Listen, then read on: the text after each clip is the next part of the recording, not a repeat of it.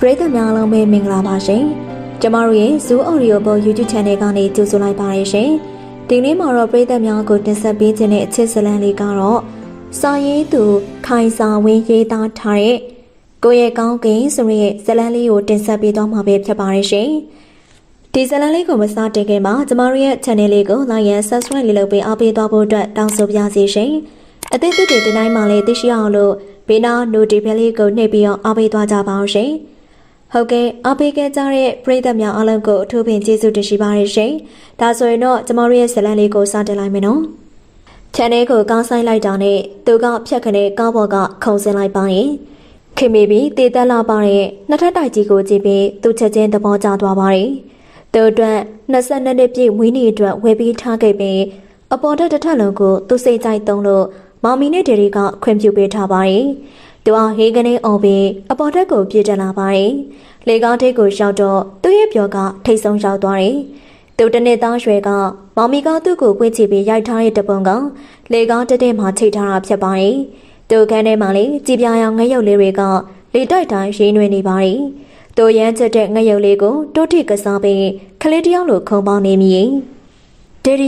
ကျေးဇူးပဲမောင်မီကျေးဇူးပဲတဖွာဖွာအော်နေမိပါတယ်။သူ့စိတ်တဲ့တစုံတယောက်ကသူ့ကိုကြည့်နေတယ်လို့ခံစားမိလို့သူဆက်ခနဲ့လှည့်ကြည့်လိုက်ပါတယ်။ဘာမှမတွေ့ပါ။သူတွေ့တာကရေနံစီဝါအောင်တုတ်ထားတဲ့နှစ်ထပ်အိမ်ယိုကြီးဖြစ်ပါတယ်။သူရန်နာဘက်ကိုထွက်ပြီးလူရည်လူရောင်မတွေ့ရတဲ့အိမ်ကြီးကိုစိတ်ဝင်စားသွားပြီးမကြေမနက်ဖြစ်သွားရပါတယ်။တရရောက်ခိုးကြည့်နေရလို့ခံစားရတဲ့ခံစားမှုကမောင်းမေလို့မထင်ပါ။သူရန်နာဘက်ကိုထွက်ပြီးလူရည်လူရောင်မတွေ့ရတဲ့အင်ကြီးကိုစိတ်ဝင်စားပြီးမကြေမနက်ဖြစ်သွားရပါတယ်။တရရောက်ခိုးကြည့်နေရလို့ခံစားရတဲ့ခံစားမှုကမောင်းမယ်လို့မထင်ပါ။သူရန်နာကဆုံးခွာပြီးအိမ်ဘက်ကိုဦးဒီက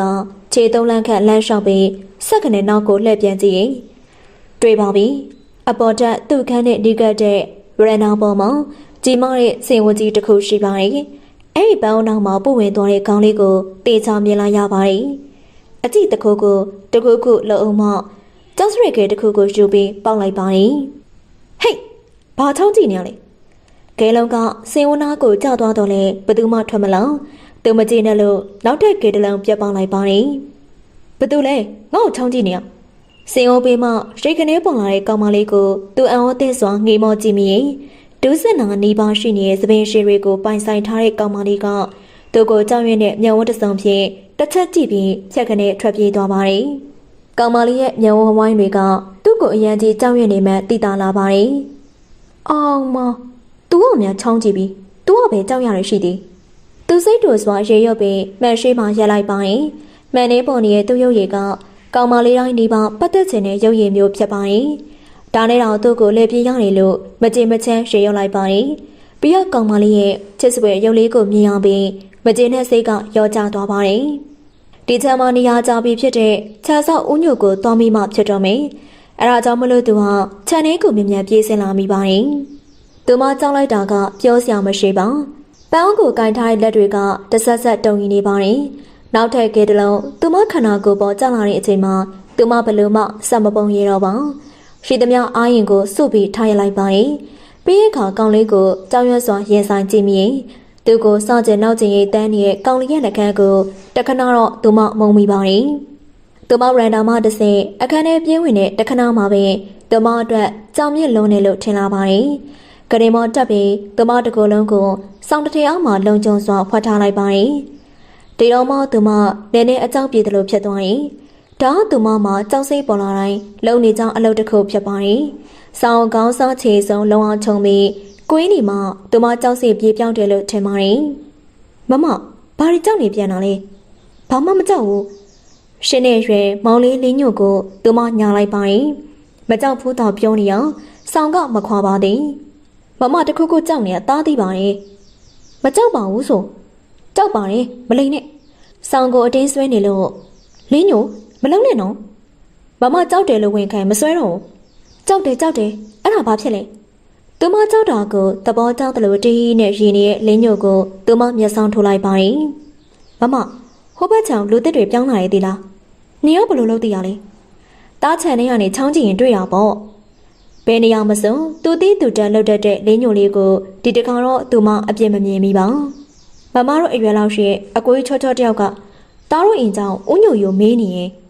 ပြီးတော့အဲ့ဒီကိုရောက်ဟိုဘက်ချမ်းမှာကောင်မလေးတယောက်ရှိရထင်တယ်နော်လို့မေးနေသေးရဲ့စိတ်ဝင်စားမှုကြောင့်လင်းညိုမျက်နှာလေးကိုအဆက်မပြတ်ငေးမောကြည့်မိရင်ဘယ်ရမလဲဦးညိုရမဖြစ်ခင်တားချန်စီဝကြားရကနေပြောလိုက်တာပေါ့ဟမ်နေဘာပြောလိုက်တာလဲဘယ်နေရာမဆိုကြောက်တတ်တဲ့တားရဲ့အမကောင်းကင်ညိုလို့ပြောလိုက်တာပေါ့ခွေးကောင်လေးနင့်ကိုအဖွားနဲ့တိုင်မင်းအဖွားကန်းစီပြေးထွက်လာခဲ့တော့နဲ့အဲ့လိုလှုပ်ဖြစ်လိုက်မယ်မဟုတ်ဘူးဆိုတော့သူမကိုသူမသိပါတယ်မဟာနွေ Happy Birthday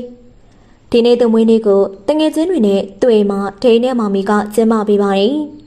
ဟဲ့ကောင်မဟာနွေငါတို့နည်းနည်းချကြည့်ကြအောင်မင်းမပါလို့လားမပါဘူးတငယ်ချင်းတွေအားလုံးထောက်ကမှအရက်ပလင်းကမရှိငါဒယ်ရီစီမှာခိုးပေးတိုင်မယ်ဖြစ်ပါမလားမဟာနွေရဲ့ဘဝမှာမဖြစ်နိုင်တာမရှိပါဘူးကွာအောင်မြင်ပါစေကွာအတန်မြေကြီးတွေနဲ့သူ့ကိုအောင်နေကြပါတယ်အိမ်ဘေးမှာမိဖို့ကြောင်ပန်းဝင်ရလားလူတွေအများကြီးပဲနော်မမခလေးတန်ကြောင်လို့ချက်ချင်းရှက်လိုက်ပါတယ်ချန်စီယိုဘေးနားမှာပြူထွက်နေတဲ့ကောင်းလေးတစ်ကောင်းကိုမြင်တော့သူတစ်ချက်ပြောင်းလိုက်ပြီးချန်စီယိုနားကိုကပ်လိုက်တယ်မမပျော်စရာကြီးနော်စားစရာတွေရောလည်းအများကြီးပဲတားစားကျင်လိုက်တာဟေးဘာချောင်းကြည့်နေလဲမောင်နှမနှစ်ယောက်စလုံးလမ်းပြစွာနောက်ဆုတ်ပြီးသူ့ကိုပြုကြည့်နေကြပါတယ်ကိုရွေအိမ်ကဘာလုပ်တာလဲကိုကြီးမွေးနေ့လုပ်တာပါလာပါချောင်းကြည့်မနေနဲ့ဒီဘက်ကိုကူလာခဲ့တောင်းဝေါ်တောင်းမမကိုပါဖိတ်တယ်ကောင်းကင်ညိုကိုမွေးနေ့လာခဲ့ပါလားလင်းညိုလာပြန်မင်းဘယ်ရောက်မစုံကြောက်တဲ့ပုံရတဲ့သူမကသူ့ကိုမော့ပြီးအောင်စကားမဆိုပါသူမရဲ့နှုတ်ကသူနဲ့ပတ်သက်ပြီးစကားတစ်ခုလောက်ပြောတော့သူကြားချင်ပါတယ်မဖြစ်ဘူးတခုခုကြမ်းမကောင်းကင်ညိုမင်းငါ့ကိုချောင်းကြည့်အောင်နှစ်ခါရှိပြီနော်ပထမချိန်တော့ထားပါတော့အခုချိန်အောင်ဘာဖြစ်လို့ချောင်းကြည့်ရလဲသူဟိန်းဟောင်းလိုက်တော့တော်ရင်ရဲ့သူမရဲ့တန်ကတိုးဖြောစွာထွက်လာပါတယ်ဟိုလူအများကြီးနဲ့ဒီလိုပွဲမမြင်ဘူးလို့ပါရိုးသောစွာဝန်ခံတဲ့သူမကိုသူဆက်ပြီးမအော်ရတော့ပါ sorry နော်ကောင်းကင်ညိုကိုအောင်မင်းကိုခင်လို့တမင်တက်ဆတာပါကိုနာမည်မဟာနွေရဲ့မှတ်ထားဒီဘက်ချံကိုခဲ့ပါလားကိုတငယ်ချင်းတွေနဲ့မိတ်ဆက်ပြီးမယ်ကျမကြောက်တယ်လင်းညိုလာပြန်ရအောင်လာသူတခုခုပြောဖို့အာယုန်နေစင်မှာသူမလက်ခနဲ့ပြေးထွက်သွားပါတယ်ဝင်းနေပွဲဖိတ်တဲ့သူကိုကျေးဇူးတင်စကားတော့မပြောသွားပါဘူးသူကအရက်ပလင်းရှူပြီးပြန်လာတော့တန်းစော်ကောင်ဟဲ့ကောင်မင်းဘာလို့ကြောင်နေရလဲစိတ်မရှိသလိုအော်နေပါတယ်အသေးပန်းလေးတစ်ပွင့်တွေ့နေလို့ပါကွာသူမအသေးပန်းမြောင်များစွာရှိမှကောင်းကင်ညိုးဆိုတဲ့သူမဘယ်သိနိုင်ပါမလဲနော်သမီးနေလေကြရင်ဦးအောင်စင်ကိုအဖေကိုစားဒီစင်းတွေတွားပေးပါလားနေလေအဖေမအောင်သူမစီကိုစာရွက်တစ်ထက်ကြည့်ပြီးအကူကြီးတောင်းနေရဲ့ဖေကိုဘလို့ပြန်ပြောရမှန်းမသိသူမမတော်ရဲဘူးဆိုရင်အတိနဲ့တော့ဖေဖေကိုလည်းကူညီပေးကြမှာရင်ဘာလဲမတော်ရဲဘူးလားအဖေလူတွေအများကြီးတော်စမ်းတဆိတ်ရှိလူတွေအများကြီးမို့မတော်ရဲရတာနဲ့ကြောက်ရတာနဲ့နင့်ကိုခိုင်းလို့ရရင်ဘယ်နေရာရှိလို့လဲပြောစမ်းကောင်းကင်ညိုဒီလောက်နဲ့သူမခံနိုင်ရင်မရှိအောင်အဖွားဆိုပြီးငိုတန်းကြီးနဲ့အဖွားကိုလန့်ခေါ်ပါရင်အောင်ညိုနေကလေးကိုဘာစုပြန်ပြီလဲသူမမျောလင်းထားတဲ့အတိုင်းအသက်90ဆိုရင်အရွယ်နဲ့မလိုက်အောင်အခန်းထဲမှာလင်မြန်စွာထွက်ပေါ်လာပါတယ်အမေပပြန်ပြီအမေဖြက်စင်းလို့ဒီကောင်မလေးဘာမှသုံးစားမရတာဒီရွယ်ရောက်နေပြီဘာမှသုံးမကြသေးဘူးအောင်မငါမိကဘာမှအသုံးမကြလဲပြောစမ်းမအောင်မိန်းကလေးတယောက်အနေနဲ့သူတက်တဲ့နာအားလုံးတက်ပြီးပြီလူကြောက်တာအပြစ်မဟုတ်ဘူးဟဲ့မိန်းကလေးတယောက်အနေနဲ့ပူရောင်ကုန်ရှိတယ်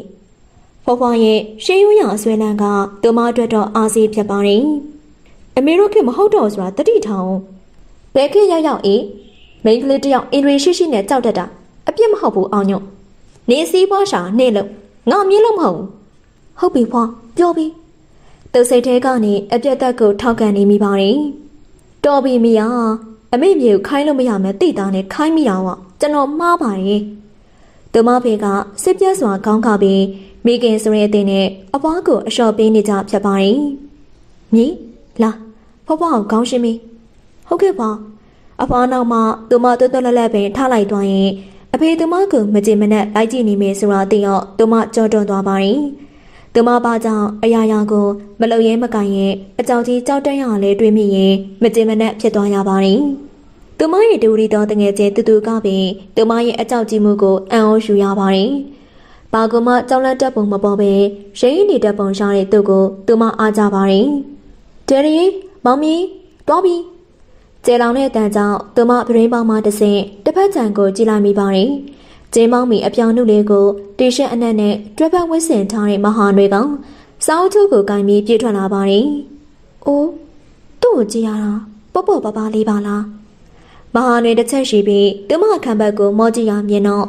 ဝါခန်းထဲကနေသူမရင်ခုန်လှုပ်ရှားမိပါတယ်။အဲ့နောက်မှာကြောက်စိတ်ကထပ်ပေါ်လာပြန်နေ။တွားဆက်မှာဒီကြောက်စိတ်တရားလေးကို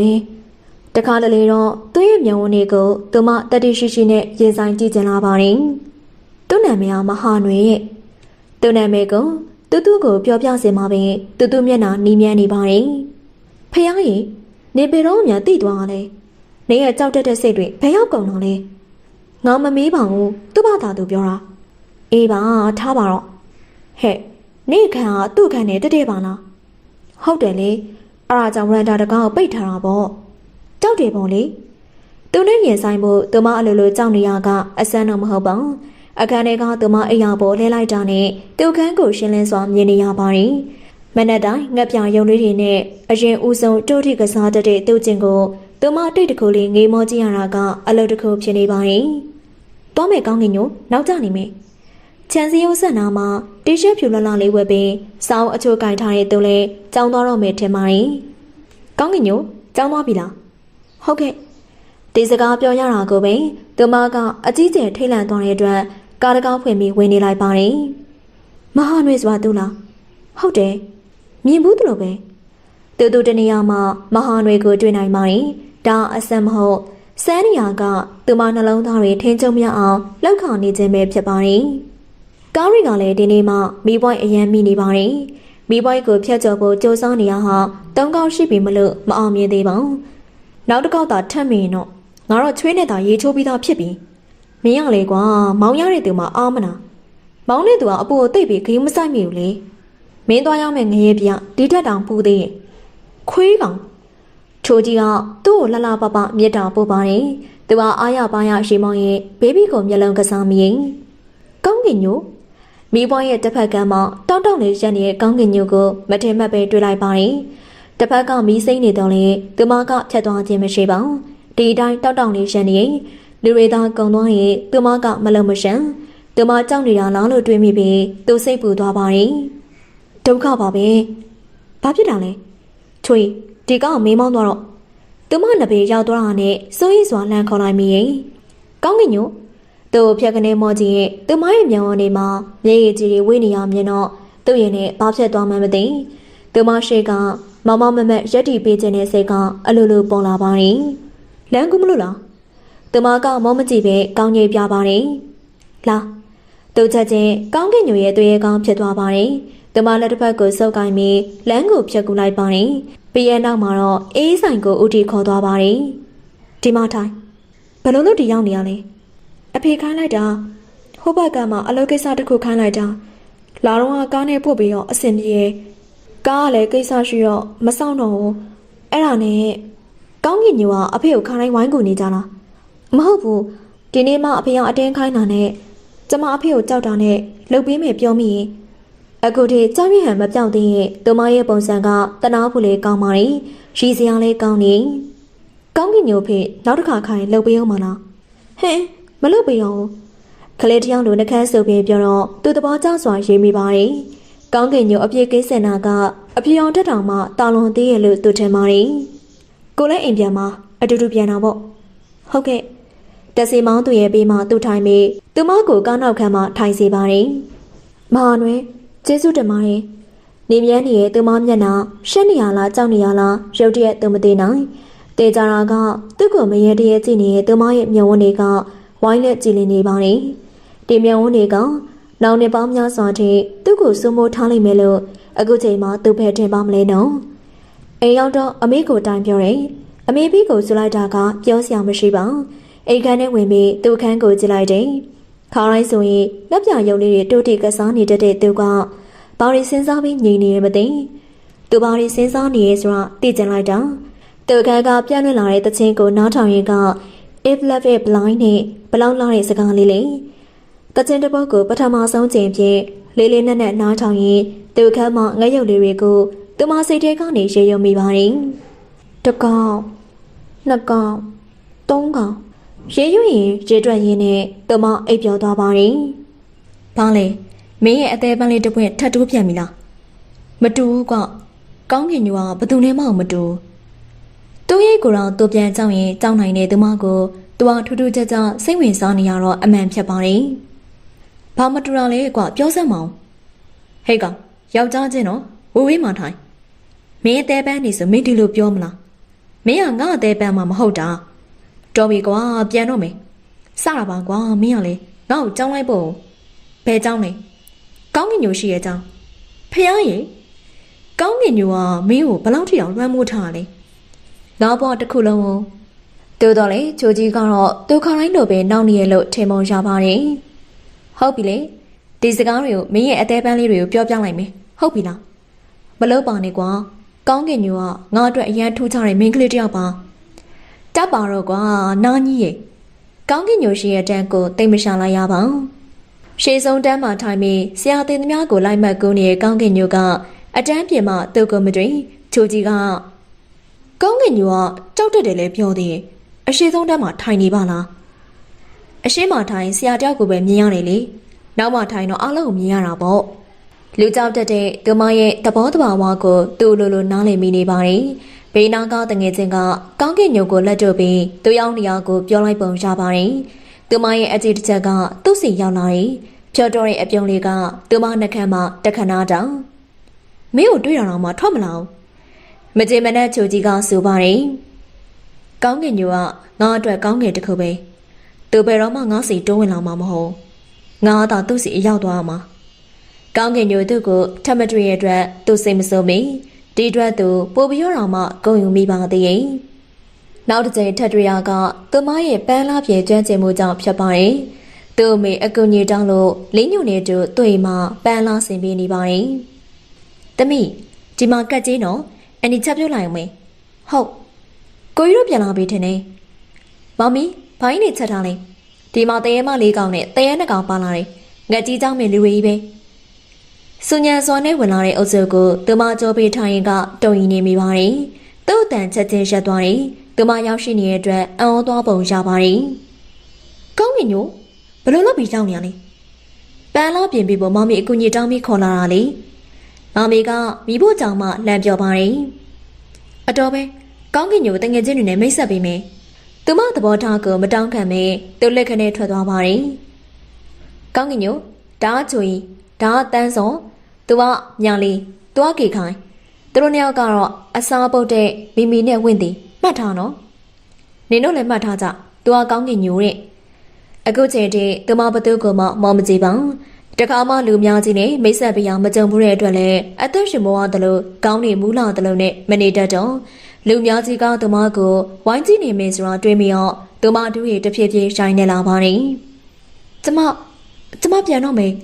တိုးတိတ်စွာပြောပြီးလက်ခနဲ့ပြေးထွက်လာပါတယ်သူမရဲ့ပြုမှုကသူ့အတွက်တိတ်ခါကြောက်စီမယ်ဆိုတာတွေးမိတော့သူမစိတ်မကောင်းမိပါအားလုံးကတိတ်ဆိတ်နေပြီးတခုခုဝေဖန်ဖို့ပဲမရောက်နေကြပါတယ်သူကအရှက်ပြေဟက်ခနဲ့ရှိပြလိုက်ပါတယ်ဟာဘလို့ကြီးလဲမဟုတ်ပါဘူးသူကဒီလိုပဲလူကြောက်တတ်တာငါမှပါသူ့ကြိုတင်ဖြောင်းပြပြီးမှမိတ်ဆက်ပြရမှာအခုတော့သူရမ်းလန့်သွားလားမသိဘူးဘာမှလည်းမသိဘူးချိုးကောင်းကင်ညိုကြောင့်မင်းမဲရှင်းပြလိုက်ပါကွာလင်းညိုမင်းမကိုသွားကြည့်လိုက်ပါအောင်တော်ကြောင်ငိုနေဦးမယ်ဟုတ်ကွေတေချာနာကတင်ကြတော့သူအေးအေးပြောင်းမယ်ကြည်လင်းတဲ့မျောနေကိုရဲလာအောင်သူဘလို့စွမ်းဆောင်ရမလဲမသိဒါပေမဲ့ထူးခြားမှုကမတင်မဲ့ပဲသူ့စီဝင်လာပါတယ်ရောက်လာပုံကတော်တော်ပျော်ရွှင်ပွဲလဲကောင်းပါတယ်ရီပွဲလဲကောင်းပါတယ်မဟာနွယ်နဲ့ပြောချင်လို့ပါအဲ့လိုဆိုပြီးတိုးညညအတန်လေးကိုပုံစားကန်လိုက်တဲ့အထိသူမသိသိဟုတ်ကဲ့ကျမဖះကြီးမင်းကောင်းကင်ညိုမဟုတ်လားဟုတ်ပါရဲ့ဟိုလေနေလေဟာအဖြစ်ပြက်အတွက်တောင်းပန်ခြင်းလို့ပါဟာမလိုပါဘူးကို့မှာပါတကယ်ဆိုရင်ကောင်းကင်ညိုကြိုးပြီးတော့အတိပေးတဲ့နာပေါ့ သူ့ကိုဖုန်းဆက်ပြီးတောင်းပန်ရင်းနဲ့သူမရဲ့တက်တီကိုသူကပဲချီးကျူးမိပါတယ်မဟုတ်ပါဘူးကျမမကောင်းတာပါမဟာနွယ်တငယ်ချင်းတွေကိုလည်းခင်ကျင်ပါတယ်ဒါပေမဲ့လူအများကြီးနဲ့တခါမှစကားမပြောဘူးတော့ကျမကြောက်တယ်အခုရောကိုယ့်စီဖုန်းဆက်တော့မကြောက်တော့ဒါသူအသိကျင်ဆုံးဖြစ်ပါတယ်ကြောက်တာပေါ့ရှင်မရည်နဲ့တော့ကျမကိစ္စတစ်ခုပြောပြမယ်โอเคပြောလေကိုစိတ်ဝင်စားတယ်ကျမလီအဖေရက်ကိုနည်းနည်းခိုးတောက်ထားတယ်သူမရဲ့စကားကအတော်လေးကိုရှိပွဲကောင်းပါတယ်ဘာဖြစ်လို့လဲကျမကြောက်လို့လေအရက်တော့ရင်မကြောက်တတ်ဘူးကြားတာနဲ့ကျမနည်းနည်းခိုးတောက်လိုက်တယ်နောက်မို့ဆိုရင်ကျမဘယ်လိုလုပ်ပြီးတော့ဖုန်းဆက်ရဲမလဲအခုမှသူမဘာကြောင့်ဒီလောက်နှုတ်သွက်နေလဲဆိုတာသဘောပေါက်လိုက်ပါတယ်သူနဲ့စကားပြောရဖို့အရက်ခိုးတောက်ထားတဲ့ကောင်မလေးကသူ့ဘဝမှာပထမဆုံးထူးခြားဖွယ်ဖြစ်နေပေါင်းအရက်နည်းနည်းဆိုတော့ဘယ်လောက်တောက်ထားလဲမခွက်နဲ့တဝက်လေဟာအဲ့ဒါအများကြီးပဲဟုတ်လားအဲ့ဒါကြောင့်ထင်တယ်ကျမရှင်တစ်ခုလုံးပူနေရဲ့မူးနေလားမူးနေရဲ့ထင်တယ်ကျမခေါင်းတွေလဲနေရဲ့အရက်မူးနေရဲ့သူမရဲ့ပုံစံကိုစိတ်ကူးနဲ့မြင်ရောက်ရင်ရှိမိပါတယ်ကောင်းကင်ညိုနေလျောင်အဖြစ်အပျက်ကိုမေးလိုက်တော့ကိုကမင်းအကြောင်းသိတာပဲဟာဖွေးမယူပါဘူးဒီမှာကိုစကားကိုတေချာနားထောင်တံမြာတိတစ်ချမ်းလောက်ဝါစားပြီးအိတ်တော့ဟုတ်ပြီလားသူမနဲ့ကြကြစကားပြောနေရင်သူမမူးနေရဆိုတာသူမရဲ့မိသားစုရိပ်မိသွားနိုင်ပါတယ်အဲဒါကြောင့်စိုးရိမ်ပူပန်စိတ်နဲ့သူစကားဖြတ်လိုက်ပါတယ်ဟုတ်ကဲ့ good night ဖုန်းချပြီးရင်တော့သူမအကြောင်းစင်စားရင်အိပ်ပျော်သွားပါတယ်အဲဒီညကသူ့အိမ်မက်တွေအမှန်တကယ်လှပနေခဲ့ပါတယ်မမကိုကြီးပေးခိုင်းခဲ့တာလက်ဆောင်ပူလေးတပူသူမစိတ်လှုပ်ရှားစွာဖွင့်ကြည့်လိုက်ပါတယ်ကြည်ပြာရောင်ငှက်ရုပ်လေးတစ်ကောင်နဲ့စားတစ်ဆောင်ကောင်းကင်ညိုဒီငှက်ပြရုပ်လေးကကိုစားပြတယ်လို့မှတ်ယူပေးပါကိုတခုလောက်ဝင်ခံကြပါရင်ကောင်းကင်တစ်ခုမမျောလေးပဲချစ်ခဲ့အဲ့ဒီကောင်းကင်ကကိုပြောစရာအိမ်မက်လေးတွေအမြဲဖန်တီးပေးခဲ့တေးကြတယ်ကိုကအဲ့ဒီကောင်းကင်ကိုမျက်မျက်နှုံနှုံနဲ့ချစ်နေရအဲ့ဒီကောင်းကင်ကကောင်းကင်ညိုပဲငှက်ပြောင်လေးကိုကောင်းကင်စီပြန်တန်းခွင့်ပေးပါငှက်ပြောင်လေးကိုစားပြုတ်မဟာနွေသူရဲ့စာကိုဖတ်ပြီးတော့သူမရှက်ကိုရှက်ကန်ဖြစ်သွားပါတယ်သူမရဲ့အမြဲတမ်းလိုချင်စိတ်နဲ့ငေးမောကြီးခဲ့မှုတဲ့ငှက်ပြောင်ရုံလေးတစ်ယောက်ကအခုသူမလက်ထဲရောက်နေရုတ်တရက်ဖုန်းတန်မြည်လာပါတယ်သူများဖြစ်နေမလားဆိုရင်အတွင်းနဲ့ဖုန်းကိုချက်ချင်းမကန်ရဲပါဟယ်လိုကောင်းကင်ညိုဖုန်းကိုချမဖြစ်နေနော်ကိုပြောချင်တာလူတွေစုံအောင်ပြောပြစီသူကနူးညံ့စွာတောင်းဆိုနေမှတော့သူမဘယ်လိုညင်းနိုင်မှာလဲကိုပေးရဘူးလေရတယ်မလားဟုတ်ကဲ့ကောင်းကင်ညိုအဲ့ဒီငှက်ပြရုပ်လေးကကိုရှိသမျှငှက်ရုပ်လေးတွေထဲမှာကိုချစ်ဆုံးအကောင်လေးပဲမှတ်ထားနော်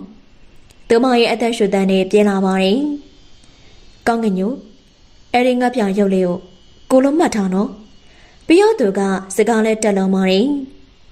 အဲ့ဒီငှက်ပြရုပ်လေးကကောင်းကင်ကိုချစ်တယ်လို့ပြောရင်ကောင်းကင်ကဘယ်လိုတုတ်ပြန်မလဲဟဲ့မသိဘူးဒါသူမဘက်ကအယုံသားဆုံးဝင်ခံခြင်းဖြစ်ပါတယ်မဟာနွယ်နဲ့သူမကြောင့်ဒီလိုလမ်းတစ်ခုပေါ်လာဖို့ဆိုတော့သူမကြိုတင်မစင်စားခဲ့တဲ့အရာဖြစ်ပါတယ်အေးလေချက်ချင်းဆိုတော့ဘယ်သိပါမလဲဒါပေမဲ့ကောင်းကင်ညိုတစ်ခုတော့ယုံပေးပါကိုကောင်းကင်ညိုတကယ်ချက်တယ်ကောင်းကင်ညိုကြောက်မနေနဲ့လေကိုတခုခုပြန်ပြောလေသူမသိကျင်တာတွေမေးလိုက်ရင်သူအမှန်တိုင်းဝန်ခံပါမလားတူစီမှကြားထားတဲ့စကားတွေဖြစ်ပါတယ်ကျမတခုမေးချင်တယ်မေးလေသူမအားတင်းပြီးမေးလိုက်ပါတယ်ရှေ့မှာကောင်မလေးတွေအများကြီးရှိရဲ့ဆိုဒီတခါတော့သူ့ရဲ့တက်ရှူတန်ပြင်းပြင်းကိုသူမပြန်ကြားနေရပါတယ်ဝန်ခံဖို့ပဲဖြစ်ဖြစ်ညင်ဆန်ဖို့ပဲဖြစ်ဖြစ်သူတို့ဒီလောက်တောင်မှခက်ခဲနေလားရှိခဲ့ပူပါတယ်သူရဲ့ဖြေကြောင့်သူမလီဟာနေတဲ့လွှဲပေါင်းသွားသလိုခံစားရပါတယ်သူမဘလို့နေနေမှသူရဲ့အချင်းမဖြစ်နိုင်တော့ငုံမချဖို့သူမတော်လေးအားတင်းထားရပါတယ်ကို့မာရီပါတကယ်ဆိုရင်ကောင်းကင်ညိုနဲ့တွေ့ရချင်းတည်းကိုတက်တန်လေးပဲရှိတဲ့နေဒါဆိုအခုကရှိနေမှာပေါ့ဟာမရှိဘူးကောင်းကင်ညိုနဲ့စတွေ့ကြရဘာဇလန်မှမရှိဘူးကောင်းကင်ညိုတယောက်ပဲရှိရမယ်လို့ဆုံးဖြတ်ပြီးသားပါ သူဘက်ကတည်တည်ကြကြဝန်ခံပြီးမြသူမတွေးတွေရှုပ်ထွေးရစ်ပတ်ဆဲဖြစ်ပါတယ်ယုံကြည်မှုဆိုတဲ့စင်မြစ်တစ်ခုကိုသူတကယ်ဆောင်ထိန်နိုင်ပါမလား Sorry ကောင်းကင်ညိုကိုကြောင့်ကောင်းကင်ကိုစိတ်မရှုပ်စေခြင်းဝမ်းမနေစေခြင်းကောင်းကင်ကိုအမြဲတမ်းပျော်ရွှင်စေခြင်းနော်ကိုယ့်ရဲ့ဆန္ဒအမှန်ပဲဘာမှမစင်စားနဲ့တော့နော်စေးတော့ပြီးအိတ်တော့ဟုတ်ပြီလားသူညင်သားစွာပြောပြီးဖုန်းချသွားတဲ့အထိသူမကဖုန်းကိုကင်ထားဆဲဖြစ်ပါတယ်ဖုန်းခွက်ကိုသူ့နေရာနဲ့သူထားပြီးတော့မှသူမရဲ့ဘားပြင်မှာမျက်ရည်တွေကစီးကျလာပါတယ်သူရဲ့ချစ်ကအံ့ဩဖို့ကောင်းပါတယ်ဆဆချင်းမှာပဲသူမရဲ့မျက်ရည်တွေကိုကြောင်စင်းလောက်ဖန်တီးနိုင်စွမ်းရှိပါတယ်ကောင်းကင်ညိုးဆိုတဲ့သူမချစ်ကိုရောင်းခဲ့တာကရိုးရှင်းတော်လဲစိတ်ဝင်စားဖွယ်ကောင်းပါတယ်ကိုကသူ့ကိုရဲ့ကောင်းကင်လို့ခေါ်ပြီးသူမကသူ့ကိုငှက်ပြောင်လေးလို့ခေါ်ပါတယ်ဟယ်လိုကောင်းကင်ဒီနေ့ကြောင်းမတော်လားဒီနေ့နေ့လယ်မှာအတမ်းမရှိတာငှက်ပြောင်လေးရောကိုခုပဲသွားတော့မယ်ကို့ကိုတွေ့လားသူခန်းထဲကောင်းနေပြီးသူမကိုလက်ပြနေပါတယ်သူခန်းကောင်းချင်းသူမကိုမမြင်ရတော့လဲမြင်ရတယ်လို့မျိုးလက်ပြနေတဲ့အတွက်ရည်ကျင်သွားပါတယ်နေ့လယ်ကျရင်တငယ်ချင်းတွေခေါ်လာခဲ့မယ်ကောင်းကင်နဲ့မိတ်ဆက်ပြီးမယ်ငှက်ပြောင်လေးမဖြစ်ဘူးထင်တယ်ဘာလို့မဖြစ်ရမှာလဲကိုတငယ်ချင်းတွေကကောင်းကင်ကိုကြိုက်မစားပါဘူးကျမကြောက်လို့ပါဘာမှမကြောက်နဲ့ကိုရှိရဟုတ်ပြီလားသူမရဲ့လက်ကိုတင်းတင်းဆုပ်ကိုင်ပြီးတာငါရဲ့ကောင်းကင်ဆိုပြီးမိတ်ဆက်လိုက်တာနဲ့ဘသူကမှမော်မကြည့်ရတော့နာမည်နဲ့ရုပ်တွေကိုလည်းတွဲပြီးမမှတ်မိပါဟုတ်ကဲ့ဆိုရင်တခုနဲ့တောင်နှုတ်ဆက်လိုက်ပါတယ်ကိုရဲ့ကောင်းကင်မောကြည့်ပါဦးကိုပြောပြမယ်ဒီဘက်ကမိမိကကျောင်းတိုင်နဲ့ကွန်ပျူတာသင်ပေးရဲ့အလုပ်လုပ်တယ်ကေခိုင်ကအင်္ဂလိပ်အရန်တော်တယ်ဝင်းတီကကုမ္ပဏီတစ်ခုမှလက်ထောက်မန်နေဂျာလုပ်တယ်သူတို့အားလုံးကမိန်းကလေးဆိုပေမဲ့အရန်တော်ကြတယ်ကိုလည်းသူတို့ကိုလေးစားတယ်အားကြတယ်ကောင်းကင်ရောအားမကြောက်တာသူမအားငယ်စိတ်ကိုအတင်းဖြောက်ပြီးသူ့တငယ်ချင်းမလေးတွေကိုမော်ကြည့်မိပါတယ်အားလုံးကထက်ထက်မြက်မြက်တော်တော်လက်လက်ရှိရဲ့ပုံတွေဖြစ်ပါတယ်သူမကတော့အားလုံးနဲ့စန့်ကျင်ဘက်ဖြစ်နေရင်အားကြပါရဲ့ဒါဆိုရင်နောက်ကိုစကားအမြင်နားထောင်ရမယ်နော်သူမဆက်ခနဲ့ကောင်းကြီးပြတယ်အဲ့ဒီချိန်မှာသူမကြောက်စိတ်တွေပျောက်ဆုံးနေရအမှန်ဖြစ်ပါတယ်သူအတွက်ရင်းဖို့လွယ်လျင်သူမအစင်သစ်ဖြစ်နေရမယ်ကျေးဇူးတင်ပါတယ်ကောင်းကြီးသူရဲ့ပြုံးကသူမအတွက်အားစေးဖြစ်ပါတယ်သူမဟာသူ့ရဲ့အချစ်ဆုံးမိန်းကလေးနဲ့အလေးစားဆုံးမိန်းကလေးတစ်ယောက်နဲ့ဖြစ်ချင်ပါသေးတယ်ပထမတည့်ရပဲကိုလိုက်တက်ပြီးမယ်နောက်ရက်တွေကောင်းကင်တယောက်ပဲတက်ရောက်မယ်နော်ကိုအောက်ကနေစောင့်နေမယ်ဟုတ်ပြီလားသူ့ကိုအဖြေမပေးဘဲငြိမ်သက်သွားပါတယ်ကိုရဲ့ကောင်းကင်ရဲ့လူချင်းပဲဘာကြောက်စရာရှိလို့လဲငှက်ပြောင်လေးကျမလူတွေကြီးပဲကြောက်တာမဟုတ်ဘူးအားလုံးကိုကြောက်တာကဲဘလောက်တုံးတဲ့ကောင်းမလေးလေသူမကိုရရဲဝဝထက်ထက်မြက်မြက်နဲ့ဘယ်ရောက်မစိုးရင်ဆိုင်ရတဲ့ကောင်းမလေးတယောက်ဖြစ်စေချင်ပါတယ်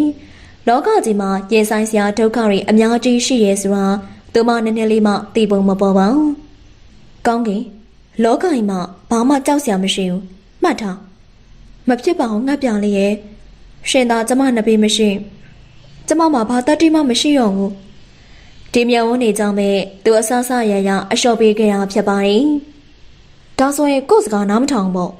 ။နားမထောင်တာမဟုတ်ပါဘူး။တရားကြောက်တတ်တာသိရတာနဲ့ကို့မချစ်ဘူးလားသူစိတ်မရှိတော့ဘာအင်းလဲချစ်ရင်ချစ်တယ်ပေါ့အေးမဆိုအဲ့ဒီအရာဘာအင်းလဲသူကမယောင်မကမရောမှချစ်တယ်လို့ခတ်တူတူဖြေပါတယ်ငှက်ပြောင်လေးရောကျမကိုချစ်လားဒီမေကုတ်ကိုသူရဲ့ကသူမတခါမှမမေးဘူးလို့ထူဆန်းနေပါတယ်ချစ်တာပေါ့ကောင်းကင်ကိုရမ်းချစ်တယ်ဒါဆိုရင်ကျမနဲ့တူကွန်ပျူတာလိုက်တက်ပြီးနော်ကောင်းကင်ကလည်းကိုကတက်ပြီးတော့ပြင်းစရာကြီးဟာမရောက်ဘူးကောင်းကင်စဉ်းစားကြည့်လေတင်တန်းချိန်က3နာရီရောက်ကြမှာကိုကငုတ်ထုတ်ထိုင်ဆောင်နေရမှာလားကျမကိုစကားပြောရောပေါ့သူ့လက်ကိုအာကိုတကြီးစောက်ကင်လို့ကြည်ကြောင်းနေတဲ့ကောင်းကင်ညို့ကိုမျက်နှာစွာကြည့်လိုက်ပါရင်ကောင်းကင်ကို3ရက်တိတိဘေးမှာထိုင်ပြီးမယ်ဟုတ်ပြီလား3ရက်နဲ့မရောက်ဘူးနောက်ဆုံးတော့9ရက်နဲ့အဆင်ပြေသွားပါတယ်ရှယ်မြောင်နေကြတော့သူမကိုကွန်ပျူတာသင်တန်းအောက်ထိပဲသူလိုက်ပို့ပေးပါတယ်။ကောင်းကင်ကိုအောင်မှရှိနေရနော်ဘာမှမကြောက်နဲ့ဟုတ်ပြီလား။သူမဘာမှမပြောတော့လဲမျက်နှာမကောင်း တင်းနှန်းချိန်ကုန်တော့အခြားတင်းနှန်းသူတင်းနှန်းသားတွေကတဖြည်းဖြည်းနဲ့ဆင်းလာကြပါတယ်။ကောင်းကင်ညိုကမဆင်းလာသည်။သူဆောင်ရင်တခုခုမှားယွင်းနေပြီဆိုတော့သူရဲမိလိုက်တာမလို့တင်းနှန်းရှိရာကိုအမြန်ဆုံးပြစ်တက်ခဲ့ပါတယ်။သူမအတွက်သတ်မှတ်ထားတဲ့နေရာမှာမလုံးမရှက်ထိုင်ပြီးမျက်ရည်တွေစီးကြောင်းနေတဲ့သူမကိုအမြင်သူ့ရဲ့နဲ့နှိမ်ကနေဖြစ်သွားပါတယ်။ကိုမနွေလာပါဦး။ကျွန်တော်ခမရမျိုးသမီးကိုနည်းနည်းလေးစူလိုက်မိရနဲ့သူ့ကိုဘာမှသင်မရတော့တစ်ချိန်လုံးငိုနေကျွန်တော်လည်းဘာလို့ရောက်မှမသိတော့ပါဘူးမျက်စိမျက်နှာပြက်နေတဲ့တင်းနှန်းဆရာကိုလည်းရှင်ရင်ငိုနေတဲ့သူမကိုတနာနဲ့သူယူတော့မှယူကျင်သွားပါတယ်ကောင်းကင်လာလာကလေးတယောက်လိုကောင်းကင်ကိုဆွဲကြတော့သူမကသူ့ကိုဖတ်တွယ်ပြီးရှိုက်ကြီးတငင်ငိုပါတယ်ငါပြောင်လေးမပိုက်ကျမမတတ်တော့ဘူးဒီလိုပုံစံနဲ့ကောင်းကင်ညိုကိုထားခဲ့ဖို့ဆိုတော့သူဘလို့မှမစင်ဆောင်ဝင်တဲ့ကိစ္စဖြစ်ပါတယ်။ဘာပဲဖြစ်ဖြစ်သူ့ရဲ့စွမ်းဆောင်ချက်နဲ့သူမကွန်ပျူတာပညာရပ်ကိုတက်ကြွခဲ့ပါတယ်။အကြောင်းတင်တဲ့တက်ဖို့ကိုတော့ဒီနေ့ကြောင်းပြီးမှတက်ရောက်မယ်လို့စီမံချက်ကိုသူမနာခံခဲ့ပါတယ်။အဖေတမီးကိုကွန်ပျူတာဝယ်ပြီးသူမရဲ့ကျောင်းစာဖြင့်ပထမဆုံးတက်မြောက်တဲ့ပညာရပ်အတွက်ဖေဖေကဝမ်းသာကြုံယူမဆုံးဖြစ်နေပါတယ်။ဒါမှငါသမီးကတကယ်ဆိုကွန်ပျူတာပညာချိုတက်မြောက်တာကလွယ်ပြီးကြောက်တတ်တာလူတော်မတိုးရဲတရားကအရင်တိုင်းပဲဖြစ်ပါတယ်။သူမနဲ့မဟာနွယ်ချစ်ကြိုက်နေရကိုပထမဆုံးရိမ့်မိသွားတာကအဖွားဖြစ်ပါတယ်။ငါမီအခုတလောအလုပ်တွေရှုပ်နေရလား။ဖွားနာတော့တိတ်မကန်ဘူး။တမေကွန်ပျူတာလေ့ကျင့်နေရလို့ပါ။ညီ